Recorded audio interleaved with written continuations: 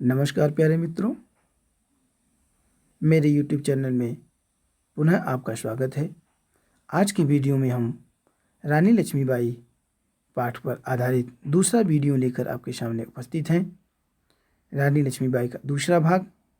पहले भाग में हमने जो है कहाँ तक पढ़ा, यहाँ तक पढ़ा कि रानी लक्ष्मीबाई जो है महाराष्ट्र की कुल देवी की आराधना करती थी। हुई वीरता की, अब आगे देखिए, हुई वीरता की वैभव के साथ सगाई झांसी में। कहते हैं कि जो वीरता की अवतार थी रानी लक्ष्मीबाई, उनका राजघराने में सगाई हो गया, ब्याह हुआ, रानी बन आई और बाद में उनका विवाह हुआ और वह झांसी की रानी बन गई। राजमहल में बजी बधाई, खुशियाँ छाई झांसी में। जब इनका विवाह होकर के जो ये रानी लक्ष्मीबाई झांसी में आई तो वहाँ बधाई गीत बज रही थी और झांसी में पूरी तरह खुशियों का माहौल था। शुभट बुंदेलों की बिरदावली शिव आई झांसी में। शुभट मतलब जो घूम घूम कर जो लोग जब वीरता के गाने गाते हैं, वीरतापूर्ण गाने गाते हैं, ये ऐसे बुंदेल लोगों की बिरदावली सी वह जो वीरता की बिरदावली सी वह झांसी में आई थी। जैसे वीरतापूर्ण गीतों की भांति वह जो है झांसी में आई। चित्रा ने अर्जुन को पाया, ऐसे लगता था जैसे चित्रा ने अर्जुन को पा लिया हो। और शिव से मिली भवानी थी और शिव को पार्वती मिल गई या शिव का पार्वती से मिलन हो गया। बुंदेले हर बोलों के मुँह हमने सुनी कहानी थी, खूब लड़ी मर्दानी वह तो झांसी वाली रानी थी। लेखिका कहती हैं कि हर बोल जो है बुंदेल के मुँह से हमने ये कहानी सुनी कि जो झांसी की रानी ने अंग्रेजों का सामना बड़ी वीरतापूर्ण ढंग से किया। अगली पंक्तियां हैं। उदित हुआ सौभाग्य, मुदित महलों में उजियाली छाई, किंतु कालगत चुपके चुपके काली घटा घेर लाई। तीर चलाने वाले कर में उसे चूड़ियाँ कब भाई, रानी विधवा हुई हाय, विधि को भी नहीं दया आई। निसंतान मरे राजा जी, रानी शोक समानी थी। बुंदेले हर बोलों के मुँह हमने सुनी कहानी थी, खूब लड़ी मर्दानी वह तो झांसी वाली रानी थी। कहते हैं कि जब लक्ष्मीबाई का जन्म विवाह झांसी में हुआ तो वहाँ झांसी में जैसे लगता था कि सौभाग्य का, सुंदर भाग्य का उदय हो गया और जो है प्रसन्नता से पूर्ण, वैभव से संपन्न महल में चारों तरफ प्रकाश ही छा गया। किंतु कालगति चुपके चुपके काली घटा घेर लाई। कहते हैं किंतु काल की गति ने धीरे धीरे काली घटा जो है वहाँ झांसी की जो है महल पर घेर लिया। अर्थात वहाँ जो है राजा का निधन हो गया। तीर चलाने वाले कर में उसी चूड़ियाँ कब भाई। कहते हैं कि जिस हाथ को बचपन से ही तीर चलाने का शौक था, उस हाथ में चूड़ियाँ शोभित नहीं हुई, ज़्यादा दिन तक वह चूड़ियाँ नहीं पहन पाई। रानी विधवा हुई हाय। कहते हैं कि रानी विधवा हो गई, हाय विधि को भी नहीं दया आई। मतलब कहते हैं कि हाय ईश्वर को भी, विधाता को भी इस पर दया नहीं आई कि जो है अभी रानी की शादी हुई है और ज़्यादा दिन शादी की नहीं हुई, तब तक वह विधवा हो गई। ऐसा करते वक्त जो है विधि को भी, विधाता को भी दया नहीं आई। निसंतान मरे राजा जी, रानी शोक समानी थी। मतलब राजा निसंतान मर गए, कोई पुत्र या पुत्री का जन्म नहीं हुआ और रानी शोक में डूब गई।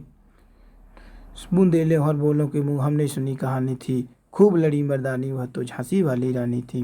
कहते हैं कि लेखिका कहती हैं कि बुंदेल क्षेत्र के हर व्यक्तियों के मुंह से मैंने यही कहानी सुनी कि वह जो है झांसी की रानी मर्दानी, मतलब मर्दों के गुणों से भरपूर थी और उन्होंने जो है अपने अदम्य साहस के साथ, अपने अदम्य कौशल के साथ अंग्रेजों का सामना किया।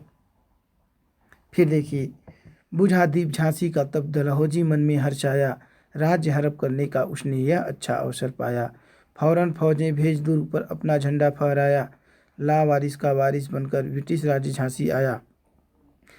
असुरपूर्णा रानी ने देखा झांसी हुई वीरानी थी, बुंदेले हर बोलों के मुँह हमने सुनी कहानी थी, खूब लड़ी मर्दानी वह तो झांसी वाली रानी थी।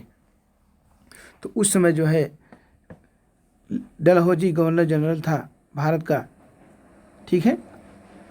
तो उसने जब देखा कि बुझा दीप झांसी का तब डलहौजी मन में हर्ष आया। जब उसने देखा कि झांसी की राजा का निधन हो गया तो वह मन ही मन बहुत प्रसन्न हुआ।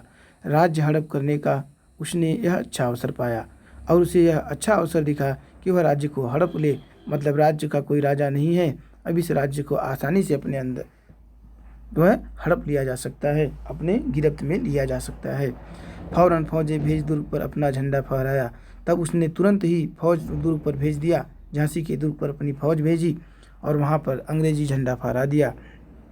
लावारिस का वारिस बनकर ब्रिटिश राज झांसी आया, मतलब जिसका लावारिस मतलब होता है जिसका कोई वारिस न हो, ठीक है, जिसका कोई उत्तराधिकारी न हो, मतलब राजा मर गए, राजा को कोई पुत्र नहीं था, तो अब राज्य को संभालने वाला कोई उत्तराधिकारी नहीं था, तो कहते हैं लावारिस का वारिस बनकर, जिसका उत्तराधिकारी नहीं है उसका उत्तराधिकारी बनकर अंग्रेजी राज्य ब्रिटिश राज्य झांसी आया। तो ब्रिटिश राज्य उसका जो है उत्तराधिकारी बनकर के वहाँ झांसी आ गया। अश्रुपूर्णा रानी ने देखा झांसी हुई वीरानी थी। आंसू से ओतप्रोत, मतलब रानी ने देखा कि जब राजा मर गए तो रानी शोक में डूब गई थी, आंसुओं से लथपथ हो गई थी। तब उन्होंने जब देखा कि झांसी पूरा वीरान हो गया है, झांसी पूरी तरह से वीरान हो चुका है। बुंदेलो हर बोलों के मुँह हमने सुनी कहानी थी, खूब लड़ी मर्दानी वह तो झांसी वाली रानी थी। वही कि बुंदेलों के हर बुंदेल के मुँह से हमने ये कहानी सुनी कि उन्होंने अंग्रेज़ों का जो है बहुत ही कुशलता के साथ जो है बहुत ही निर्भीकता, बड़े ही निडरता के साथ उसका सामना किया। अनुनय विनय नहीं सुनती विकट शासकों की माया। कहते हैं कि अनुनय विनय, हम कहते हैं कि किसी की मन्नतें, किसी से निवेदन करना, अनुनय विनय मतलब निवेदन करना। विकट शासकों की माया, कहते हैं कि किसी का निवेदन भी, जो कुशासक लोग होते हैं किसी के निवेदन को भी नहीं सुनते, ठीक है। व्यापारी बंदया चाहता था जब यह भारत आया। कहते हैं कि यह अंग्रेजी शासन जब भारत में आया तो व्यापार की दृष्टि से आया था और भारतीयों से दया दृष्टि चाहता था और लोगों से जो है दया की भीख मांगता था कि थोड़ी जगह दी जाए हमें व्यापार करने के लिए। डलहौजी ने पैर पसारे अब तो पलट गई काया। कहते हैं जो ही डलहौजी ने अपना यहाँ पैर पसारा पूरी काया ही पलट गई, ठीक है, पूरी तस्वीर ही बदल गई। राजाओं नवाबों को भी उसने पैरों ठुकराया। डलहौजी ने राजाओं और नवाबों को पैरों से ठुकरा दिया, मतलब उसने जो है जोर ज़बरदस्ती करनी शुरू कर दी और किसी की कोई बात नहीं सुनता था। रानी दासी बनी है दासी अब महारानी थी। कहते हैं कि सभी रानियों को अपना दासी बना लिया और बनी यह दासी अब महारानी थी। लेकिन जो अब यह दासी थी, जो झांसी की रानी पहले दासी थी, मतलब रानी नहीं थी, अब महारानी बन चुकी थी। बुंदेलों हर बोलों के मुँह हमने सुनी कहानी थी। कहते हैं कि बुंदेलों हर बोलों के मुँह, हमने हर बुंदेल के मुँह से यह कहानी सुनी कि जो है रानी लक्ष्मीबाई ने अंग्रेज़ों का बड़ी ही वीरता के साथ सामना किया। प्यारे मित्रों, आगे देखिए। छीनी राजधानी दिल्ली की, लखनऊ छीना बातों बात, कैद पेशवा था बिठूर में, हुआ नागपुर का भी घात, उदयपुर तंजौर सतारा कर्नाटक की कौन बिसात, जबकि सिंध पंजाब ब्रह्म पर अभी हुआ था वज्रनिपात, बंगाली मद्रास आदि की भी तो वही कहानी थी, बुंदेले हर बोलों के मुँह हमने सुनी कहानी थी, खूब लड़ी मर्दानी वह तो झांसी वाली रानी थी। तो कहते हैं कि इसमें वर्णन करती हुई सुभद्रा कुमारी चौहान जी कहती हैं कि डलहौजी ने चारों तरफ अपनी राज्य हड़प नीति से तमाम राज्यों को अपने अंदर छीन लिया, मतलब अंग्रेजी शासन में ज़बरदस्ती मिला लिया। जैसे राजधानी दिल्ली, लखनऊ, पेशवा को जो है उसने बिठूर में कैद कर दिया, नागपुर को भी उसने अपने अंदर मिला लिया, अपने शासन में शामिल कर लिया, उदयपुर तंजौर सतारा कर्नाटक। तो कहते हैं कि जब इतने बड़े बड़े जो है राज्यों को उसने मिला लिया तो ये छोटे छोटे राज्य उदयपुर तंजौर सतारा कर्नाटक की क्या औकात थी, उसके सामने क्या औकात थी। फिर जबकि सिंध पंजाब ब्रह्म पर भी अभी हुआ था निवाह, और अभी अभी जो सिंध पंजाब और ब्रह्म पर भी उसने अपना वहाँ पर जो है उसने बहुत ही अपनी निर्दयतापूर्वक वहाँ पर आक्रमण करवाया था उसने। बंगाल मद्रास आदि की भी तो वही कहानी थी। कहते हैं कि पूरे भारत की यही कहानी थी, चाहे वो बंगाल हो, मद्रास हो, दिल्ली हो, लखनऊ, हर तरफ डलहौजी का जो है अत्याचार पसरा हुआ था, फैला हुआ था। बुंदेलों हर बोलों की मुँह हमने सुनी कहानी थी, खूब लड़ी मर्दानी वह तो झांसी वाली रानी थी। कहते हैं हमने हर बुंदेलों के मुँह से यह कहानी सुनी कि वह झांसी की रानी थी, जिसने मर्दों की भांति अंग्रेजों का सामना किया। रो रानी रोई रनिवासों में, बेगम गम से थी बेजार। कहते हैं कि जब उनके गहने कपड़े बिकते थे कलकत्ते के बाजार, सरे आम नीलाम छापते थे अंग्रेजों के अखबार, नागपुर के जेवर ले लो, लखनऊ के 9 लाख हार, लियों पर्दे की इज्जत परदेसी के हाथ पिगानी थी। बुंदेले हरदोलों के मुँह हमने सुनी कहानी थी, खूब लड़ी मर्दानी वह तो झांसी वाली रानी थी। कहते हैं कि जब डलहौजी ने चारों तरफ राज्य हड़प नीति से सभी जो है बहुत सारे राज्यों को हड़प लिया, तो वहाँ की स्थिति ऐसी थी कि रानी लोग जो है रनिवासों में रो रही थी, बेगम गम से थी बेजार, और बेगम लोग जो है गम से गमगीन थी, गम में डूबी हुई थी। उनके गहने कपड़े बिकते थे कलकत्ते की बाजार। कहते हैं कि जो रानियों के कपड़े थे वो कलकत्ता के बाज़ार में आकर के बेचे जाते थे, मतलब उनका हाल दासियों जैसा हो गया। सारी जो रानियाँ थी, रानी की पोशाक सब कलकत्ता के बाज़ार में बेचे जा रहे थे।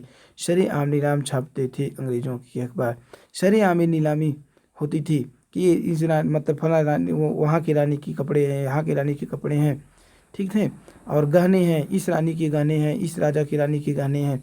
इसकी नीलामी निकलती थी अंग्रेज़ों के अखबार में।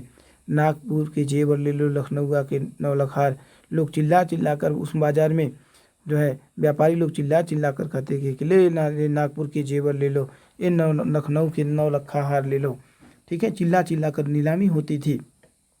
यो पर्दे की इज्जत परदेसी के हाथ बिकानी थी।